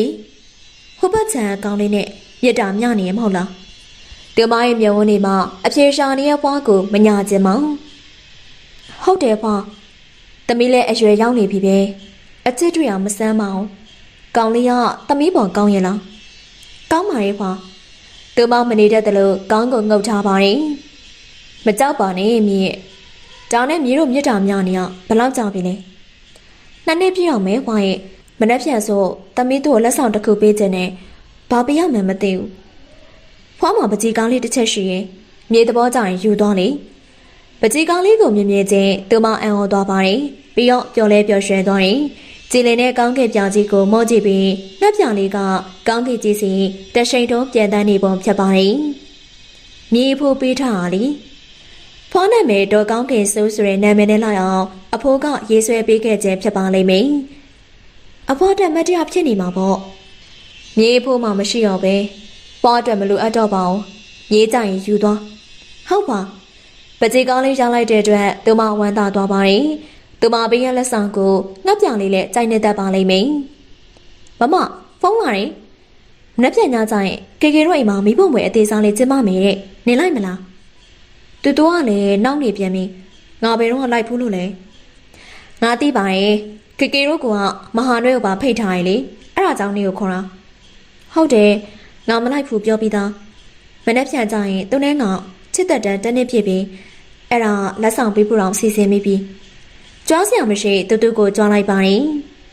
အဲ့ဒါကြောင့်နေကိုတုံးနေပြောတာအဲ့ဒီမိဘုံပွဲကိုငါနဲ့လိုက်ခဲ့မဟာတွေမသိစေနဲ့ဟိုရောက်မှမိဘုံပွဲမှာနေတို့လက်ဆောင်ပေးလိုက်ဘလောက်တောင်ရိုမတ်တစ်ဆန်လေးစဉ်းစားကြည့်စမ်းတူတူရဲ့နေစီစရာကောင်းပါရဲ့ဒါမဲ့ငါကြောက်တယ်ငါပါတာပဲဘာကြောက်စရာရှိလဲမိဘုံပွဲမှာနေမနေရင်လေအိမ်ထဲကနေချောင်းကြည့်လို့ရတာပဲမဟုတ်ဘူးလားအေးအဲ့ဒါဆိုသွားကြမယ်လေအဲ့ဒီပွဲလေးမှာသူမကိုမြင်ငှက်ပြောင်လေးအံ့ဩသွားပါလိမ့်မယ်ပကြီးကောင်းလေးကိုလက်ဆောင်ဖြည့်ရရင်လည်းဝမ်းသာသွားပါလိမ့်မယ်သူမတွေးကြည့်ရုံနဲ့ပင်ပျော်ရွှင်ကြည်နူးနေမိပါတယ်မြင်မြန်သွားမြင်မြန်ပြန်တော့ငှက်ပြောင်လေးမပြန်မချင်းကျမမအိပ်ပဲစောင့်နေမှာအဲ့လိုဆိုခဲ့တဲ့ကောင်းကင်ညွေစကားကြောင့်သူဆွဆွလာခဲ့တော့လေတကယ်တမ်းသူရောက်တော့ပွဲစားနေခဲ့ပါတယ်ဟဲ့ကောင်မင်းရလေကွာနောက်ကျလိုက်တာမေစောတို့ကငါဖိတ်ထားသေးရဲ့ဒီပွဲလာတော့မောင်များမောသွားပြီလားလို့အတွေးဝင်လာပါတယ်အဲဒီနောက်တန်းစော်နာကိုဝတ်ထိုင်လိုက်တယ်မင်းရဲ့အသေးဟောင်းလေးရောက်နေခောက်ပြစ်လိုက်ပါကွာမေစောကိုပြောမှန်းသည်လို့သူပေါ့ပေါ့တတန်ပဲပြောလိုက်ပါတယ်အခုစီစဉ်ကတော့မိန်းကလေးတွေကအားလုံးရဲ့ရှေ့မှာကိုချစ်သူကိုခေါ်ထုတ်ပြီးမင်းနိုင်ရပါမယ်ပြီးရင်မဲလေးထဲမှာပါတဲ့အတိုင်းဆောင်ရွက်ပေးရပါမယ်လက်ခုပ်တန်နေစုညံသွားပါတယ်ဟဲ့ကောင်မေစောလည်းပဲချစ်သူမရှိဘူးပြောလို့ရပါတယ်မေစောကထားရလိုက်တာကြောင့်မေစောမှာချစ်သူအသေးရှိနေပြီလားလို့သူယူဆလိုက်ပါတယ်ဟဲ့ကောင် မင်းစီကိုရှောက်လာပြီမဖြစ်နိုင်တော့သူပြောလို့ပြီမဆုံးသေးကိုမေဆောင်မငင်းလိုက်ပါနဲ့အရင်ကတန်ရုံးစင်ကိုထောက်ထားပြီးမေဆောင်မငင်းလိုက်ပါနဲ့နော်ခဏလေးပါဒီဘွဲတစ်ခုတည်းပါကိုသူညင်းဆိုရင်စဉ်းစားမိတော့လေတန်းစော်ကပ်ပြောလိုက်တဲ့စကားကြောင့်ညင်ရခက်ခဲသွားပါတယ်ကူညီလိုက်ပါကွာမင်းညင်းလိုက်ရင်လူများရှိမှသူရှက်သွားမှာပေါ့တခါတော့ကူညီလိုက်တာနဲ့တော့ဘာမှမဖြစ်တော့ပါသူကမ်းပေးနေမေစော်ရဲ့လက်ကိုစုပ်ကိုင်းလိုက်ပါတယ်မေစော်နိုင်တဲ့မဲလေးကိုတယောက်ကဖြည်းဖြည်းအော်ပါတယ်ကိုအားအချစ်ဆုံးဟုပြောခိုင်းပါတဲ့သူဝိုင်းထဲကနေရှောင်းထွက်ဖို့ကြိုးစားလိုက်ပါတယ်မေစော်ကသူ့လက်ကိုတင်းကျပ်နေအောင်စုပ်ကိုင်းထားပါတယ်သူယုံထွက်မရပါကိုမေစော်အရှက်မခွဲပါနဲ့အားလုံးကသူတို့နှစ်ယောက်ကိုဝိုင်းကြည့်နေကြပါတယ်မြေဝိုင်းနေတဲ့မေစော်ကိုနောက်ဆုံးနေနဲ့ကိုကြီးရဲ့ဆုံးဖြတ်ရင်ပြောလိုက်ပါတယ်မေစော်ကိုချစ်ဆုံးပါသူတက်နိုင်သလောက်တူတူပြောလိုက်ပါတယ်မကြားရဘူးကြဲကြဲပြောပါဗျို့မေစော်ကိုချစ်ဆုံးပါပြီးပြီးရောသဘောနဲ့ကြဲကြဲပြောရင်သူ့နေရာကိုပြန်သွားဖို့ပြန်လိုက်ပါတယ်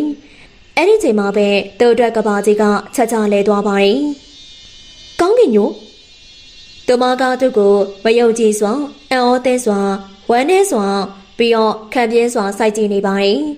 သူမရဲ့ရင်ဘတ်မှာလေးတော့ခပ်ပြပြအရာတစ်ခုကိုပွေပိုက်ထားပါတယ်ကိုရဲ့ကောင်းကင်သူအံ့ဩသဲစွာရေရွရင်တုံးလို့စွာဒီတိုင်းဆက်ရနေမိရင်ကောင်းကင်ညိုရဲ့မျိုးတွေကတက္ကနာအတွင်းမှာပဲအယောင်ပြောင်းကတည်ငြိမ်သွားပါတယ်သူကိုမုံတီဆက်ဆုပ်စွာစူးစိုက်ကြည့်ပြီးသူစီရှောင်လာပါတယ်ထပ်ပြောပါဦးကျမမကြောက်လိုက်လို့မဟုတ်ကောင်းကင်ရှားပါပြီအခုအားလုံးကျမတည်တည်ချာချာသိလိုက်ပြီတမကသူ့ကိုစကားပြောခွင့်မပေးအောင်ဒီမှာတွေ့လားဒီပကြီးကောင်းချက်လေးကိုကျမရဲ့ချစ်သူတက်တန်း2နှစ်ပြည့်အတွက်ရှေ့ကိုလက်ဆောင်ပေးကြလို့ကျမဒီလိုက်လာခဲ့ရသူ့ရင်နဲ့ဟာဆင်းသွားပါရင်သူမအနေနဲ့ဒီလိုက်လာဖို့ဘယ်လောက်ထိတက်တိမွေးရောက်မလဲဆိုတာစဉ်းစားစရာတော့မလိုတော့ပါဒီရောက်တော့အကောင်ဆုံးပြဆက်တစ်ပုတ်နဲ့လာတိုးနေရင်သူမရဲ့နှကန်းကသူ့ကိုတရော်တလို့တွင်ခွေသွားပါတယ်အားလုံးကကောင်းကင်ညိုနဲ့သူ့ကိုဝိုင်းကြည့်နေကြပါတယ်ဒါကိုသူမနည်းနည်းလေးမှတတိမပြုံမိပါဒါမှမဟုတ်ဒေါသနဲ့မခံကျင်စိတ်ပြင်းပြောင်းနေလို့သူမငကိုကြောင်စင်ပျောက်ပြေနေရလဲဖြစ်နိုင်ပါတယ်ကောင်းကင်လာအထက်မှာသွားပြောရအောင်သူကအိမ်ဘက်မှာအေးစင်ရှင်းပြဖို့စိတ်ကူကသူမရဲ့လက်ကိုလှမ်းကန်လိုက်ပါတယ်ဒါပေမဲ့သူမကလက်ကိုချက်ချင်းရှုပ်ကနောက်ဆုတ်လိုက်ပါတယ်ကျမမထိနဲ့သူမရဲ့တန်ကလိုအပ်တာတက်ပိုကျဲသွားပါတယ်သူတော်လေးကိုရှက်သွားပါတယ်ကောင်းကင်တော်စမ်းမဟုတ်တာတွေမပြောနဲ့သူမမျက်ဝန်းတွေကပို့ပြီးမီးတောင်းလာတယ်လို့ပင်မဟာနွေကျမမျက်လုံးနဲ့ကိုယ်တိုင်တွေ့ရကျမနားနဲ့ကိုယ်တိုင်ကြားတော့မယုံရလောက်တဲ့အထိကျမမညံ့သေးဘူးရှင်ဟာတစ်ဆောင်ပဲတော့မှအလေးထားမဲ့ယောက်ျားတယောက်မဟုတ်ဘူးကျမရှင်ကိုမုန်းနေအရင်မုန်းနေမဟုတ်ဘူးသူကသူမစကားတွေကိုလက်မခံနိုင်တယ်လို့အောက်ကုန်ညှင်းဆန်လိုက်ပါတယ်သူမဝင်းထဲစွာပြုံးပြီးသူ့ကိုစူးစိုက်ကြည့်ပါတယ်မဟာနွေရှင်တည်ချာချာမှတ်ထားပါအခုချိန်အောင်စပြီကောင်းကင်ညိုရဲ့ဘဝမှာမဟာနွေဆိုတာမရှိတော့ဘူးသူမရဲ့ခြေလမ်းတွေကမာနပြင်းပြင်းနဲ့သူ့ကိုကြောခိုင်းလိုက်ပါတယ်သူကအရာရာကိုမယုံကြည်နိုင်တယ်လို့လက်မခံနိုင်တယ်လို့ကြောင်အားစွာရက်နေမိစေဖြစ်ပါတယ်သူမလက်ထွက်သွားစဉ်သူမလက်မှာကိုင်ထားတဲ့ပကြီးကောင်းလေးကသူ့ရဲ့ခြေရည်မှာကြာကြံခဲ့ပါတယ်မဟုတ်ဘူးလို့သူကဒီစကားကိုသာထက်ခါတလဲလဲရေရွရင်ပကြီးကောင်းလေးကိုကောက်ကင်လိုက်ပါတယ်ပကြီးကောင်းလေးမှာငှက်ပြောင်လေးကကောင်းကင်တစ်ခုစီသို့အရှင်ပြင်းပြင်းပြတ်တန်းနေစေဖြစ်ပါတယ်ကိုယ့်ရဲ့ကောင်းကင်ပကြီးကောင်းလေးကိုသူ့ရဲ့မှာအဲ့ရင်သူမနာမည်ကိုရွတ်ဆိုမိစဉ်နှလုံးသားကတုံးလုံးခြောက်ကြားစွာနာကျင်နေပါတယ်သူခွင်သုံးရက်ယူတဲ့တခဏအတွင်းမှာပဲရုံခန်းကပြောင်းလဲသွားပါတယ်မောင်မဟာနွေဒီနေ့ကုမ္ပဏီကို Managing Director တင်ရောက်လာလိမ့်မယ်ဦးဟိုတနေ့ရောက်ပဲရုံချုပ်ကနေ fax ရတယ်အမှန်တော့ဒီယာတို့ကိုမောင်ရင်နဲ့တင့်တော်တယ်လို့ရုံချုပ်ကိုတင်ပြခဲ့ပါတယ်ပထမတော့ရုံချုပ်ကစဉ်းစားမယ်ပြောပြီးအခုမှဘယ်လိုဖြစ်မှန်းမသိပါဘူးရပါတယ်ဦးဆောင်ရဲ့ကျွန်တော်လည်းဒီယာတို့ရောက်ဖို့မမျှော်မှန်းပါဘူးသူလည်းဖြည့်သိပ်ပြီးသားပြောလိုက်ရတဲ့စိတ်ထဲကမခံချင်ပါမြန်မာပဲလားဦးဆောင်ဝင်မြန်မာပဲရုံးချုပ်မှာတာဝန်ထမ်းဆောင်နေရတနစ်ကျော်ပဲ အခုမှ Managing Director ဖြစ်ဒီမှာတာဝန်ကြတာရုံးချုပ်ရှိရဲ့စင်ကာပူမှာတာဝန်ထမ်းဆောင်ရတဲ့ဆိုကြတဲ့ကသူ့ထပ်ပို့တော်လို့ဖြစ်ပါလိမ့်မယ်သူရင်တွေကမခံကျင်စိတ်တွေကအဲ့လိုတွေးရုံနဲ့ပင်လွေပြေသွားပါတယ်လာသူရောက်ခါနေပြီတွားကြရအောင်အော်ဟိုမှာကားတော်ဝင်လာပြီဝေယောင်တဖိတ်ဖိတ်ထနေတဲ့နောက်ဆုံးမှာကားတစ်စီးစိန်ဝင်အောင်ကိုထိုးရလာပါတယ်ကားတကောက်ဖွင့်ပြီးခြေထောက်လေးတစ်ဖက်အရင်ထွက်ကြလာတယ်ဖြူဖွေးပေါင်းနေတဲ့ခြေထောက်ကိုလှပတဲ့ဖက်နဲ့တရံကအနာသက်ပေးထားပါတယ်Managing Director ဟုတ်တယ်အမျိုးသမီးသူမကိုမြင်မှသူကြောက်ရွံ့လို့ဖြစ်သွားပါတယ်ကောင်းကင်ညိုသူမကတော့သူ့ကိုမြင်တွေ့တော့လဲဘာမှထူးဆန်းဟန်မပြောင်းတော့ကောင်းကင်ညိုကျွန်တော်တို့ကကြိုဆိုပါတယ်ကျွန်တော်ကဦးစော်ဝင်းပါစီမံရေးဘက်ကသူကတော့ဦးမဟာနွယ်ဂျန်နရယ်မန်နေဂျာပါဟုတ်ကဲ့ရှင့်တွေ့ရဝမ်းသာပါတယ်သူမနှကမ်းပေါ်ရောက်ရှိလာတဲ့အပြုံးကတေးသက်လောပါတယ်နည်းနည်းမြောက်မပူပါသူ့ကိုကမ်းပြီးရဲ့သူမရဲ့လက်ကိုကြိုးစွနှုတ်ဆက်လိုက်ပါတယ်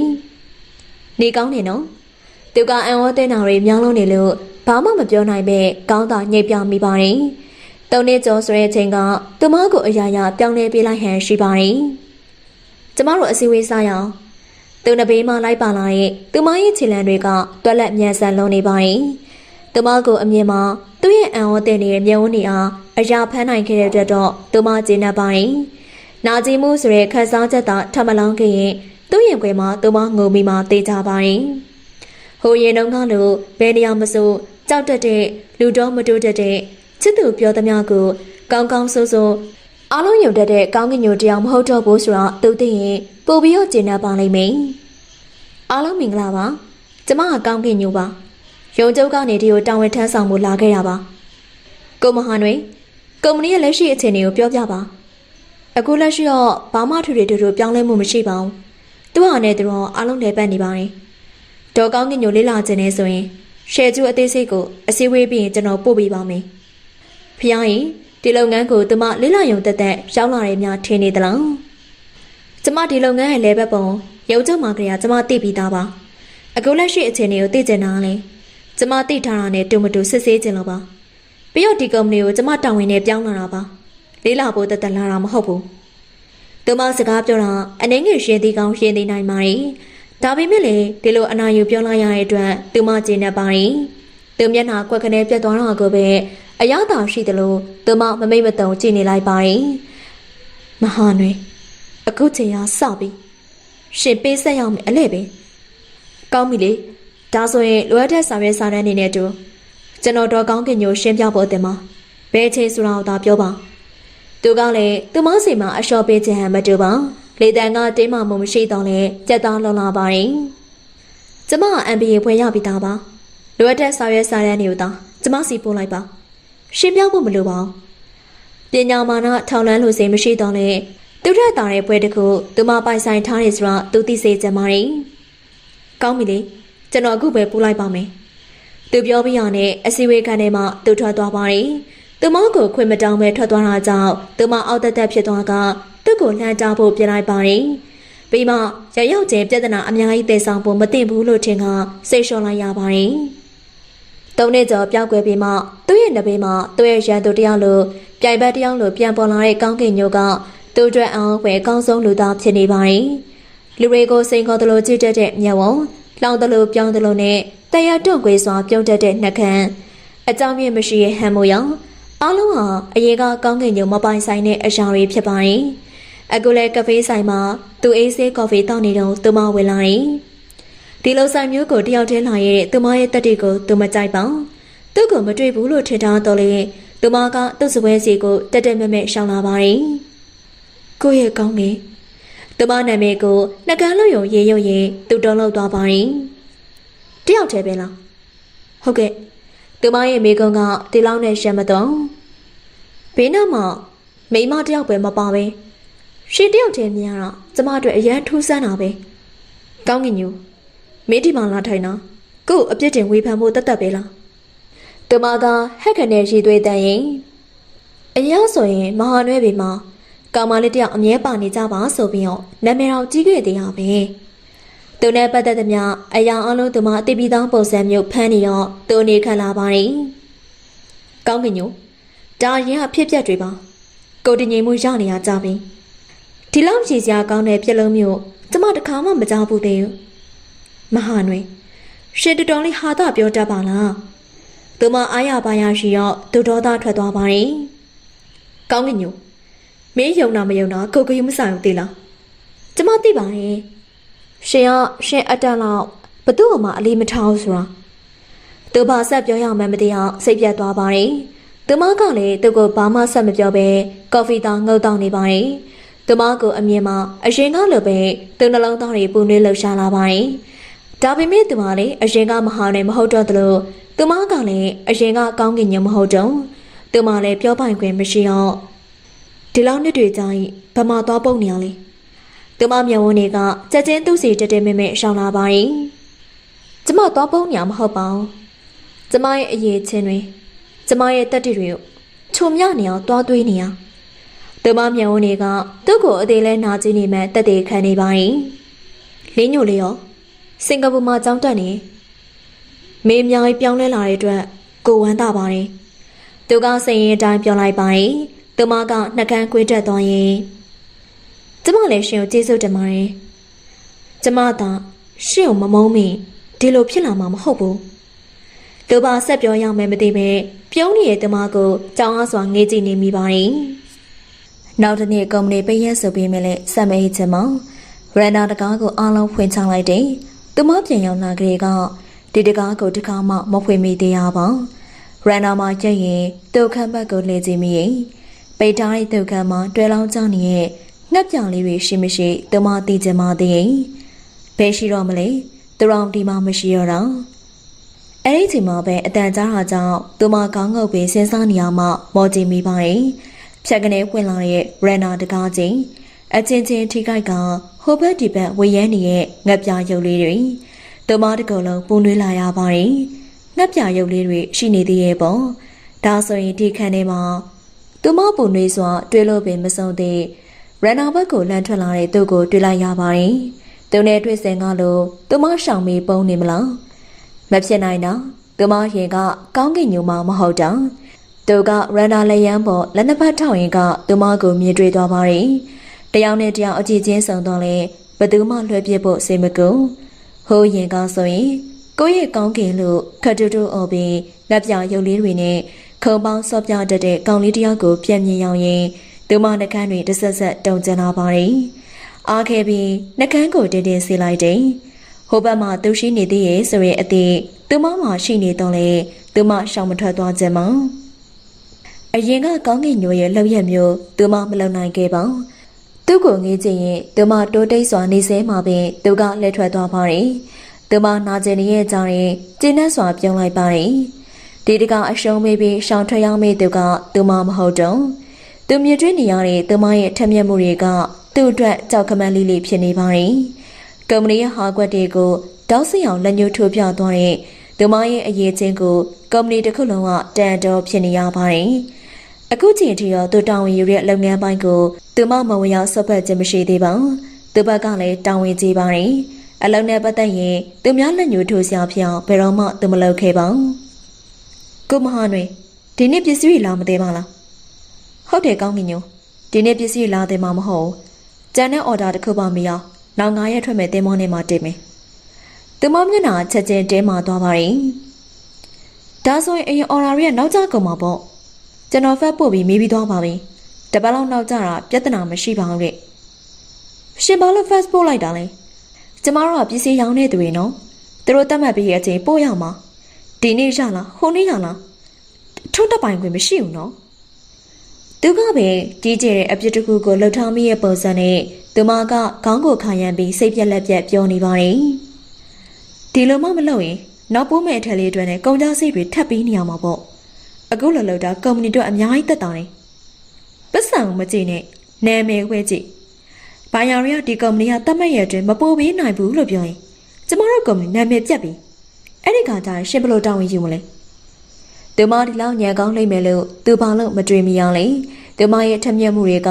သူ့တက်တော့အကောင်းလုံးနဲ့ကော်ဖီဖြစ်နေတခါတလေတောင်းဆိုတာ red square လောက်တာမျိုးကဘာပြဿနာမှမရှိနိုင်လို့သူထင်ပါတယ်ကောင်းကင်ညိုရောင်းသူနဲ့ဝယ်သူစိတ်ကျင်နေပြီးတော့ပေါ့ ခင်ဗျားဒီလောက်တည်းအတွေးခေါင်စရာမလိုကောင်းပြီလေခင်ဗျားမကျင်နိုင်ပြောကျွန်တော်အလုပ်ထွက်ဖို့အဆင်သင့်မယ်မိမတယောက်ရဲ့လက်အောက်အထူးသဖြင့်ကောင်းကင်ညိုရဲ့လက်အောက်မှာအလုံးမလုံးချင်တဲ့သူမနာကချက်ချင်းထောင်တက်လာပါတယ်သူကိုစုံဆိုင်ကြည့်နေတဲ့သူမရဲ့အကြေကတင်းငိမ်သွားပါတယ်နောက်တစ်ခါဒါမျိုးမဖြစ်စေနဲ့လက်ထွက်သွားတဲ့သူမရဲ့နောက်ကျောပြင်ကိုကြည့်ပြီးသူဟာလေ့ကျင့်လိုက်ပါတယ်ဒီလိုဆိုတော့သူမရဲ့ဒေါသထွက်နေတဲ့မျက်ဝန်းတွေကိုငေးကြည့်ရတာသူ့အတွက်ပျော်စရာပါလား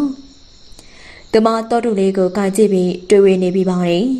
သွားရင်ကောင်းမလားမသွားရင်ကောင်းမလားသူမရဲ့ရွယ်ချက်ကတခုသာရှိပါတယ်သူနေခဲ့မှုတဲ့အခန်းလေးကိုသူမကိုယ်တိုင်ဝင်ရောက်ကြည့်ရှုလို့စိတ်ဖြစ်ပါတယ်ငှက်ပြရုပ်လေးတွေများစွာနဲ့ဖွဲ့စည်းထားတဲ့သူခန်းကိုသူမကိုယ်တိုင်ဖွင့်ကြည့်ဖို့ဆုံးဖြတ်လိုက်ပါတယ်အဆောင်မရှိရတဲ့ခြံကြီးကညရိုင်းပင်နေနဲ့ပြင်းနေနေအိမ်မကြီးရဲ့တော့ကိုဖွင့်လိုက်တာနဲ့ပြီးကိုအိမ်လေးဖုံတွေကသူမကိုစီးကြိုနေပါတယ်သူခန်းကအပေါ်တက်မှရှိရမလို့သူမလေကားကိုဖြင်းညင်းစွာတက်လာခဲ့ပါတယ်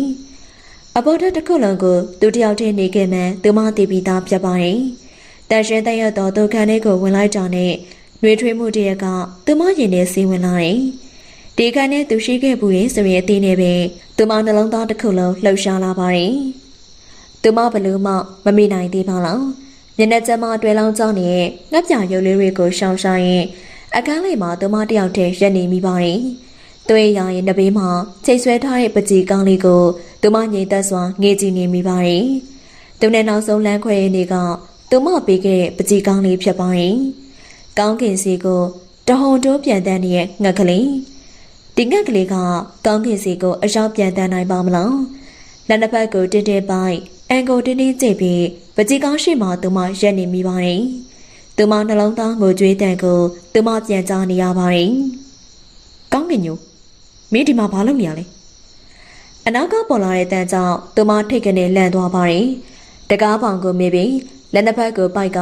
သူမကိုအေးဆေးစွာစိုက်ကြည့်နေတဲ့သူကိုအမြင်သူမရဲ့နှလုံးသွေးရင်ရမတက်တုန်လှုပ်သွားပါတယ်ကို့ခန်းနဲ့မင်းဘာလာလောက်တာလဲကောင်းကင်ညို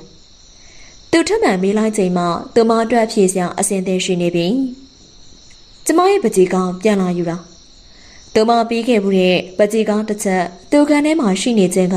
သူမအတွက်ထွက်ပေါက်တစ်ခုဖြစ်ပါတယ်ကိုမယုံရှင်မယုံလည်းမတတ်နိုင်သူမပကုံးကိုတွန့်ပြီးဂရုမစိုက်တယ်လို့ဖြေလိုက်ပါတယ်ဒီတော့ဘယ်ရရလဲသူမအိတ်ကတည်းထည့်ထားတဲ့တော့ကိုရှောင်ပြီးစမ်းမိမလို့ဖြစ်သွားပါတယ်ဘာတော့လဲဒီတော့မေးတာလေသူမခက်တီတီနဲ့ကောင်းခါလိုက်ပါတယ်မသိဘူးလေကျမတွေ့ကြရဒီတော့ရပွင့်နေတာမဖြစ်နိုင်တာကိုရင်တစ်ခေါက်လာတော့တေချာတော့ပေးခဲ့တာပဲမင်းတော့တို့လှုပ်တတ်တာတော့မဟုတ်ပါဘူးနော်ကျမအဲ့လိုလုပ်မှာလားအခုချိန်မှာသူမပြပြရီလိန်နာခြင်းအတတ်ပညာကိုပါတက်ကြွနေပြီဖြစ်ပါတယ်သူမကိုပြုံးကြည့်နေတဲ့သူ့ပြုံးကလောင်ပြောင်းသလိုပြင်းနေနေပါတယ်ကျမပကြီးကပြန်ပြီးပါဘာဖြစ်လို့လဲသူကပဲသူမကိုဘာဖြစ်လို့လဲပြန်မေးနေပါသေးသူမကနှကန်းကိုတင်းနေအောင်ဖိချင်ဖြေလိုက်ပါတယ်ဘာဖြစ်လို့လဲဆိုတော့ရှင်းနဲ့မတန်လို့ပေါ့ဝမ်းနေပါတယ်ကိုမပေးနိုင်ဘူးသူ့ပြုတ်မှုကဘလောက်ဒေါသထွက်ဖို့ကောင်းတယ်လေသူမဆွေးဆွေးခုံမတက်ဒေါသထွက်နေတော့လေအေးဆက်တင်ကြီးဟန်ဆောင်ကသူ့ကိုစိုက်ကြည့်နေပါတယ်ရပါတယ်ပြန်မပေးချင်လဲကိစ္စမရှိပါဘူးဒါမဲ့ရှင်တခုတော့မှတ်ထားဒီပကြီးကောင်းကိုရှင်မြင်နိုင်ဒီပကြီးကောင်းရဲ့ပိုင်ရှင်အမျိုးသမီးကရှင်ကိုနာနာကြီးကြီးမုန်းတီးနေရဆိုတော့ရှင်တတိယနေပေါ့ဟုတ်ပြီလားသူ့ရဲ့မျက်ဝန်းတွေကချက်ချင်းညှိုးငယ်သွားပါတယ်ကိုမထားလိုက်ပါမယ်အတန်ကတူတူကသူမစီလွှင့်ပြန်လာချိန်မှာသူမအခန်းထဲမှထွက်ခဲ့ပါတယ်သူဘလို့ဖြစ်ကြံခဲ့မလဲဆိုတာကိုသူမလည်းမကြည့်ရင်သူ့ပေါ်မှာအနိုင်ရောက်နေပြီလို့တွေးထင်ထားရဲ့နဲ့အခုသူမဘာလို့မပြောနိုင်တာလဲကွယ်ဖုန်ကြီး၅ပါးဆုံးကပ်ပြီးကျင်းမတဲ့သူ့ရဲ့မွေးနေ့ပွဲလေးဟာတိတ်ပြီးမစီကောင်းပေမဲ့အေးချမ်းလာပါတယ်သူ့ရဲ့ဆွေမျိုးချို့တငယ်ချင်းချို့သူ့ကုမ္ပဏီမှာလူချို့နဲ့သူမတလောက်ပဲဖြစ်ပါတယ်အားလုံးရောက်နေပြီဖြစ်တော့လေသူမကတော့ရှောင်းမလာသေးပါသူမွေးနေ့ကိုဖိတ်တဲ့ခါတော့ကအားရင်လာခဲ့လိုက်မေးဆိုရင်စကားတခုံးကလွယ်လို့ဘာမှရှိရမှုမရှိပါကောင်းကင်ညိုလာမှာပါဆိုရင်မျောလင်းစိတ်ကသူ့စီမှာတိတာစွာပေါ်လွန်နေပါတယ်မွေးနေ့ရှင်ကမျက်နှာမရွှင်မလား မဟုတ်ပါဘူးကွာတငယ်ချင်းအားလုံးကိုသူလိန်ညာလိုက်ပါရင်ကောင်းကင်ညိုနဲ့ပြန်တွေ့ပြီဖြစ်ကြောင်းဘသူကမှအတိမပေးရသေးပါညင်သားညံ့ညုံးတဲ့ဆက်ရက်တန်ကြောင့်သူကောင်းထောင်မိကြလိုက်တယ်သူမျောလင့်ထားတဲ့အတိုင်းသူမအညိုရောင်ရင်းရင်းဝတ်စုံကိုကြည့်ပြီးဟိုတုန်းကသူမအယောင်ဖြော့ဖြော့လေးတွေကိုကြိုက်နေတဲ့တတာပြန်လေတတိယမိပါရင်အခုတော့ Happy birthday သူမလမ်းပြီးရဲ့လက်ဆောင်ပူလေးကိုသူညင်းပြလိုက်ပါရင်အစကတည်းကလက်ဆောင်မလို့ကျွန်တော်ပြောသားပဲကျမသိပါရဲ့ဒါပေမဲ့ကျမပေးချင်လို့ပေးအောင်ဒီလက်ဆောင်ရှင်ရမှဖြစ်မယ်တင်းတင်းစီထားတဲ့သူမရဲ့နှကန်းကဆုံးဖြတ်ချက်ကိုပြင်မဲ့ပုံမပေါ်ပါဘူးโอเคလေမင်းကိုကိုယ့်ရဲ့အထူးဧည့်သည်လို့သဘောထားပြီးလက်ခံလိုက်မယ်ဖွင့်ကြည့်လေသူမသဘောအတိုင်းဖွင့်ကြည့်လိုက်ပါရင်ဖန်ကြည်အောင်ထနေတဲ့ပန်းအိုးလေးတစ်လုံးလက်ရမြောက်စွာပြုတ်လုထားတဲ့အတွက်ပန်းအိုးလေးကအသက်ဝင်စွာလှပနေပါရင်ဒီပန်းအိုးလေးရောရှင်သေးချာကြည့်ပါအကြောင်းတစ်ခုကအပေါ်ကနေအောက်ထိတောက်လျှောက်ပေါနေပါရင်တရားပါတဲ့ပန်းအိုးလေးကိုကြည့်ပြီးသူနာမလဲအဲ့ဒီပန်းအိုးလေးကဘလောက်လှလဲဆိုတာရှယ်မြင်မဲလေဒါပေမဲ့သူ့မှာအဲ့ဟာပေါနေရောဘလို့မှမလှတော့သူမရဲ့ဆိုလိုရင်းကိုဖြင်းညင်းစွာသဘောပေါက်လာပါရင်ဘလောက်လှတဲ့အရာပဲဖြစ်ဖြစ်အကြောင်းပေါ်သွားပြီဆိုတာနဲ့မလှနိုင်တော့ငကိုလိုဘယ်တော့မှပြန်မဖြစ်တော့သေးလားဒါဟာသူတို့နှစ်ယောက်ရဲ့အတိတ်ကအကြောင်းတွေကိုသူမတွေ့ဝိုက်ပြီးပြောတာတတိပေးရဖြစ်နိုင်ပါရင်သူမရဲ့တရောပြုံးတွေကိုသူလည်းမခံကျင်တော့ဖြည့်ရှင်းခွင့်မရတော့တဲ့အထင်လွဲမှုတွေကိုသူတယောက်တည်းချိန်မခံကျင်တော့ဟုတ်တယ်ကောင်းကင်ညိုအကြောင်းပေါ်တဲ့အရာမှန်သမျှမလှတော့ဘူးထင်တဲ့အရာမှန်သမျှကိုလေလက်ထဲမှာစုပ်ကင်မထားသင့်ကိုသာဆိုရင်ဝေဝေလွတ်ပြစ်လိုက်ပါဒါပေမဲ့မင်းပေးတဲ့လက်ဆောင်တော့ကိုအမတ်တရသိမ်းထားပါမယ်သူမမျက်နှာမတိမတာပြတ်သွားတာကိုကြည့်ပြီးသူပြုံးလိုက်ပါရင်အခုချိန်ထိကောင်းကင်ညိုကသူ့အတွက်အရေးပါနေသေးတယ်လို့သူကလည်းကောင်းကင်ညိုအတွက်အရေးပါဆဲဖြစ်ကြောင်းသူရှင်းမိလိုက်ပါရင်အဲ့လိုထင်မြင်ခဲ့တဲ့အတွက်သူမပြောတာထူဆန်းနေပါရင်ကောင်းကင်ညိုကသူ့အတွက်အစိတ်ခါခါဆောက်ဖြစ်နေပြီလားသူမသိပါမောင်မီဒါကကောင်းကင်ညိုလေမှတ်မိလားဒါတော့ဖိုးစိန်လက်ခြံခဲ့ရမှနေရလေသူရဲ့မိတ်ဆက်ပေးမှုကြောင့်သူ့ရဲ့မိကိုသူမနှုတ်ဆက်လိုက်ပါရင်ကောင်းကင်ညိုသမီးကြည်စံအရန်ပြောင်းလဲသွားပါလားလှလာလိုက်တာသူတငယ်ချင်းတွေပြောတာတော့သူရဲ့ချစ်တဲ့မိန်းကလေးကသူ့ကိုထားခဲ့လို့တဲ့ဟုတ်တော်ရှိမဟုတ်တော်ရှိပါတော့အဲ့ဒါရသားတင်ငိမ်သွားတာအခုထက်ထိပဲမိန်းမလည်းပေးစားလို့မရအောင်ရေးစားရှိလာလို့မရလဲမရှိဘူးတဲ့သူမရှင်တစ်ထိတ်ထိတ်ခုန်လာပါရင်အဲ့ဒီမိန်းကလေးကသူမများဖြစ်နေမလားသူမရဲ့လက်ဖြားတွေကရုပ်ချင်းအေးစလာပါရင်သူရဲ့မိခင်ကတော့ဘာမှမသိသူမကိုဆွေမျိုးရင်းကြတယောက်လိုသဘောထားပြီးပြောနေပါတယ်သူတငယ်ချင်းတွေကအနီကိုဖုန်းဆက်ပြီးပြောတယ်အနီရဲ့ဒီတသက်မဟာတွေမိမပေးဆောင်လို့ရမှာမဟုတ်ဘူးတဲ့သူ့ကိုထားခဲ့တဲ့ကောင်မလေးကိုအရန်ချစ်ပြီးအရန်သစ္စာရှိရတဲ့အနီအဖြစ်မြေးချီခြင်းနေပြီးဒီတသက်မြေးချီရပါမလားမသိဘူးကွယ်သူ့ရဲ့ကောင်မလေးကိုအရန်ချစ်ပြီးအရန်သစ္စာရှိရတဲ့အဲ့ဒီကောင်မလေးကဘသူများလဲသူမများလား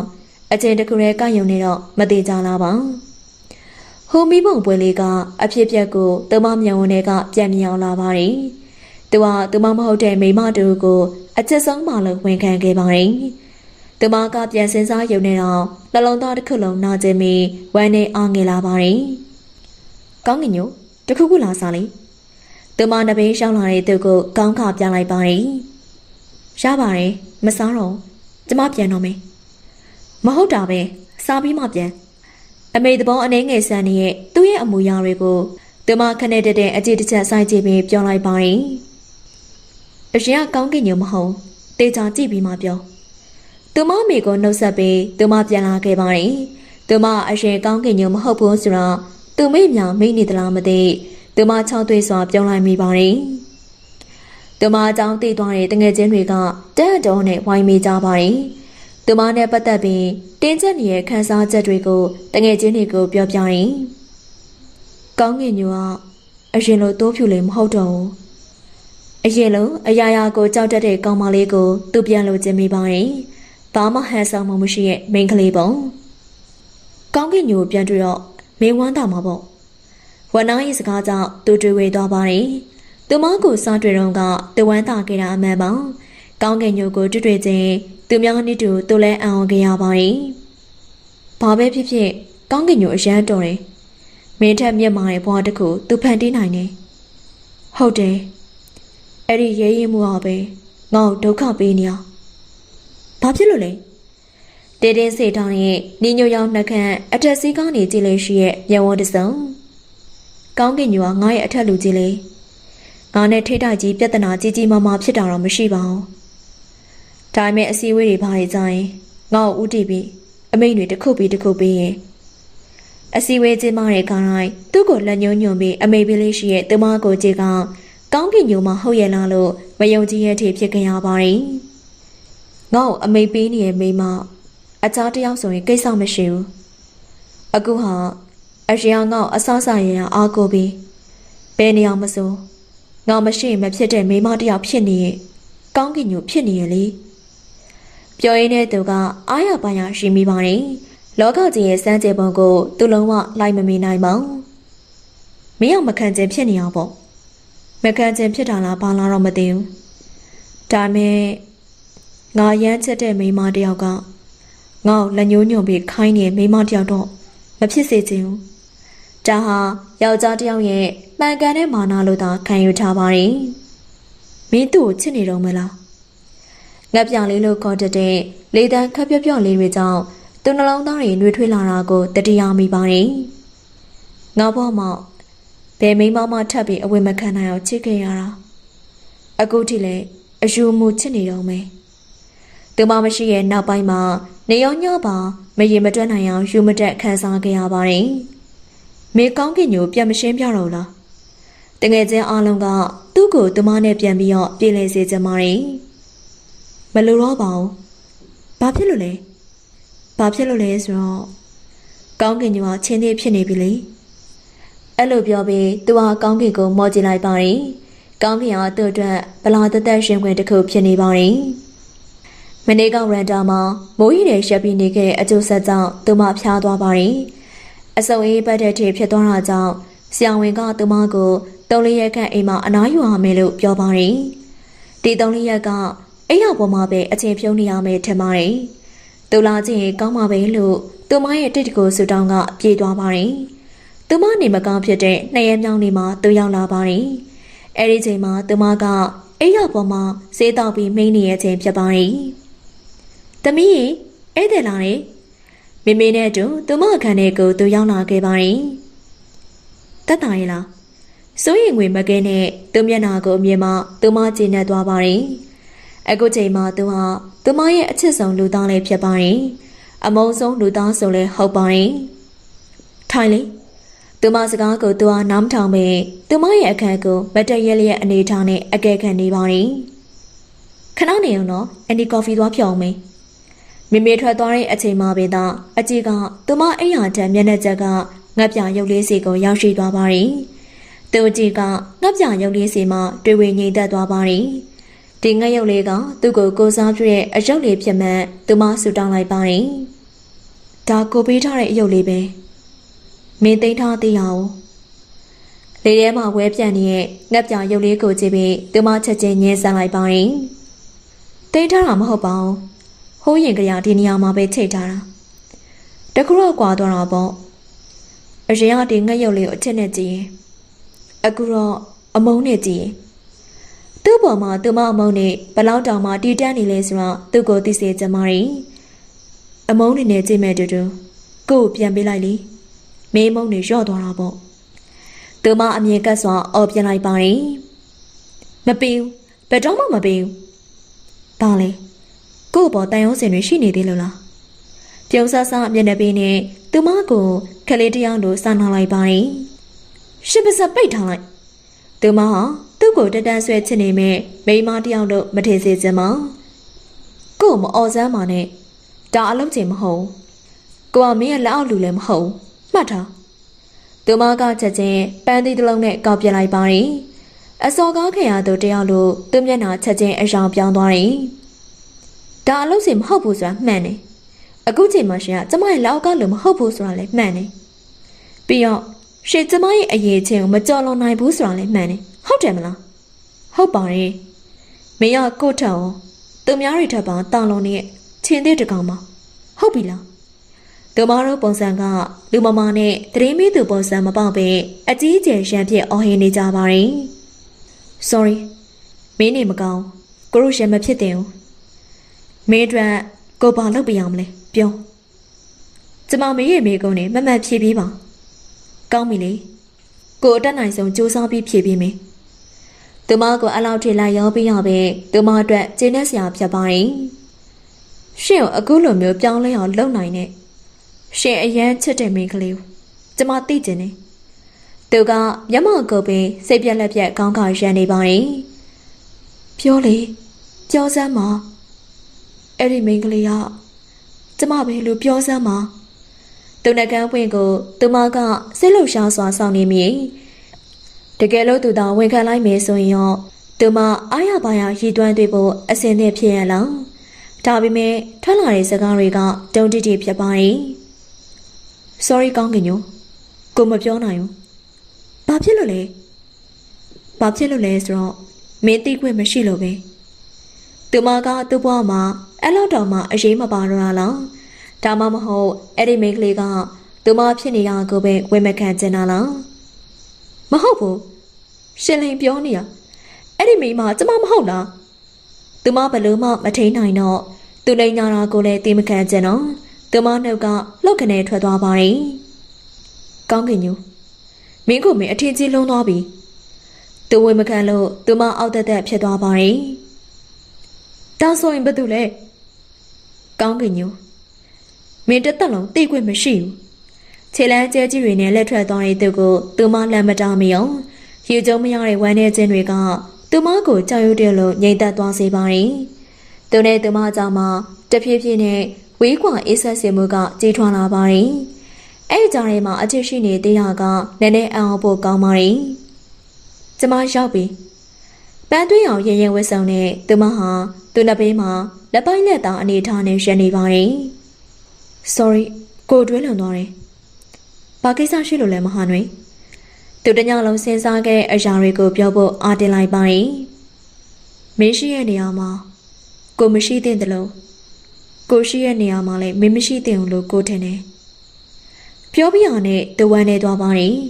ဒီစကားကသူမကိုအကြီးကျယ်ထိခိုက်နာကျင်စေမှာအမှန်ဖြစ်ပါရင်ဒါတော့ပြောပြရနဲ့ရင်ထဲမှာနာကျင်သွားတာပဲသူမဘယ်လိုများတွေးထင်မလဲသူကိုမကြည့်ပဲကံရည်ပြင်ကိုငေးကြည့်နေတဲ့သူမရဲ့မျက်နှာကအေးဆက်ဆက်နိုင်လုံးနေပါရင်ဟုတ်ပါရဲ့ဒါအမှန်ပဲရှင်ရှိရဲ့နေရာမှာကျမမရှိသင့်တယ်လို့ကျမရှိရဲ့နေရာမှာလည်းရှင်မရှိသင့်ဘူးသူ့စကားကတကယ်ပဲသူမကိုထိခိုက်မှုမရှိဘူးလားသူမနှလုံးသားကရေကဲလိုပဲအေးဆက်သွားပြီလားကဲပြောကျမဘာလုပ်ပြရမလဲဒီနှုတ်ထွက်ဆောင်မင်းစီမှာကိုတင်ခဲ့မယ်ဖြစ်တယ်မလားသူမရဲ့မျက်ဝန်းတွေကချက်ချင်းသူ့စီရောက်လာပါရင်အခုချိန်ထိသူမမျက်နှာကအေးဆက်မှာကြုံမှုကလွယ်ပြီးဘာမှဖတ်မမိသေးဖြစ်ပါတယ်ကျမလက်ခံထားလိုက်မယ်လေမနေ့ပြန်ရုံးချုပ်ကို first နဲ့လည်းပို့ပေးမယ်ဟုတ်ပြီလားကျေးဇူးပဲသူကမရဲ့အလုံးနှုတ်ထွက်စာထည့်ထားတဲ့စာအိတ်ကိုသူမတွက်လက်စာလှမ်းယူလိုက်ပါရင်သူမနဲ့အဝေးတကအဝေးဆုံးကိုရောက်အောင်သူလှုပ်ဆောင်နေမဲ့တိလျက်နဲ့ပင်သူကိုယ်တိုင်မညာတာမိပါရှင်အောင်ပဲသွားမှလဲမင်းမရှိရဲ့နေရာတစ်ခုပေါ့သူမကခန္ဓာကိုယ်ကိုသူနဲ့စန့်ကျင်တဲ့နေရာကိုလှည့်ပြလိုက်ပါရင်အနေငယ်တိုးပြောနိုင်တဲ့စကားကိုသူမကသူ့ကိုမကြည့်ပဲနောက်ဆုံးအနေနဲ့ပြောခဲ့ပါရင်အဲ့ဒါရှင်နဲ့ကျမတို့အကောင်းဆုံးပါပဲရှင်ကိုနှုတ်ဆက်ခဲ့ပါတယ်ကိုပါသူမတရွရွနဲ့ထွက်ခွာတောင်းတာကိုသူငယ်ပြီးကြံရင်ခဲ့ပါရင်ကိုတောင်းမှန်ပါတယ်ကောင်းကင်ညိုတကယ်ဆိုကိုဟာအရှင်လိုအရာရာကိုကြောက်ရွံ့တတ်တဲ့မိန်းကလေးကိုတကယ်ချစ်ခဲ့တာပါကိုပြောင်းလဲစေနိုင်တာမင်းတယောက်ပဲရှိရဲ့လို့ဖြည့်ရှင်းဝေခံကျင်တာပေါ့ချင်းတဲ့တကောင်လိုရင်းရဲပြတ်သားနေမိန်းမတယောက်ရဲ့ရှေ့မှာကိုတူးမထောက်ကျင်ဘူးမင်းတဲ့ဆောင်လာရဲ့ ရင်ရင်ပြတ်သားမှုတွေအောင်ကိုနဲ့မင်းကိုအဝေးဆုံးကိုချပြစ်လိုက်တယ်ဆိုတော့မင်းသိရင်ကောင်းမယ်တခါတလေကြာရင်ကျမတို့ရဲ့စစ်မှန်တဲ့ချက်ချင်းတရားတွေဟာအမုန်းတွေအညှိုးတရားတွေမာနတွေအောက်မှာဖုံးကွယ်နှိမ့်ဝင်နေတတ်တယ်ကျမသိရဲ့အဲ့ဒီထဲမှာ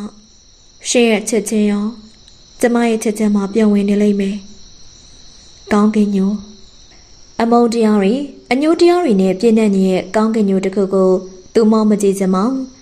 ဒါပေမဲ့အဲ့ဒီကောင်းကင်ကိုသူချစ်ပါတယ်သူမဟာသူ့ရဲ့ကောင်းကင်ညိုသားဖြစ်ပါတယ်ဟုတ်ကဲ့ပါပရိသတ်များရှင်အခုတင်ဆက်ပေးခဲ့တဲ့ဇာတ်လမ်းလေးကတော့စာရေးသူခိုင်စာဝင်ရေးသားထားတဲ့ကိုယ့်ရဲ့ကောင်းကင်ဆိုတဲ့ဇာတ်လမ်းလေးရဲ့အစားဆုံးကိုတင်ဆက်ပေးခဲ့တာပဲဖြစ်ပါတယ်ရှင်ဒီဇာတ်လမ်းလေးကိုနားဆင်အားပေးခဲ့ကြတဲ့ပရိသတ်များအားလုံးကိုလည်းအထူးပင်ကျေးဇူးတင်ရှိပါတယ်ရှင်နောက်ရက်ဒီမှာဇာတ်လမ်းကောင်းလေးများနဲ့ပြန်ဆုံပါမယ်နော်